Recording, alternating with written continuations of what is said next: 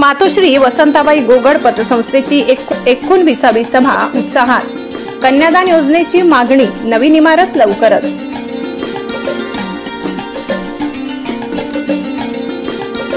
पिंपळनेर येथे मातोश्री वसंताबाई गोगड ग्रामीण बिगर शेती सहकारी पतसंस्था मर्यादितची 19वी वार्षिक सर्वसाधारण सभा येथील जैन तेरापंथी सभागृहात उत्साहात पार पडली।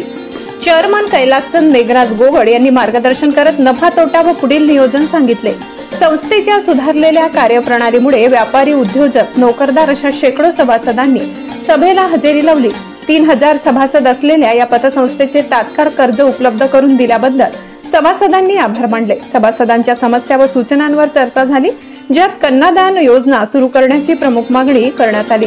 संस्थेच्या विकासासाठी नवीन इमारतीचे बांधकाम लवकरच सुरू होणार असल्याची घोषणा यावेळी करण्यात आली, ज्यात सर्व सोयी सुविधा असतील। यावेळी व्यासपीठावर सौ संगीता कैलासचंद गोगड, सौ पुष्पा उमेश जैन, प्रकाश मेघराज गोगड, उमेश राजमल जैन, देवेंद्र विश्वनाथ कोठावदे, मनोज एकनाथ ओझरकर, शेख अल्ताफ शेख, मोईउद्दीन भटू, धर्मा पवार, अजित कुंदनमल गोगड, सुमित कैलासचंद गोगड, भगवान दादाजी सोनावणे, पुनीत कुंदनमल गोगड, कुंदनमल मेघराज गोगड आणि योगेश निंबा जाधव सर्व संचालक तसेच मॅनेजर उपस्थित होते।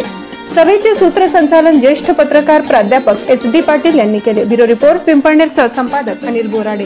वसंताबाई गोगड पतसंस्थेची 19वी वार्षिक सर्वसाधारण सभा आनंदाने पार पडली। आज पतसंस्थेच्या प्रगतीचे आकडे मी आपल्यासमोर मांडतो।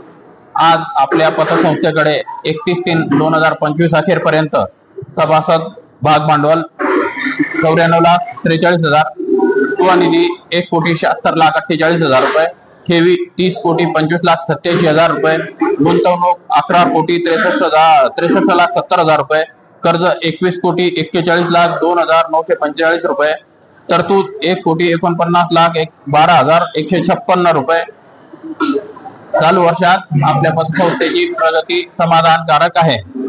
आज 30/9/2025 अखेरपर्यंत संस्थेकडे 32,49,00,000च्या ठेवी आहेत आणि कर्ज 24 कोटी रुपयाचे आहे।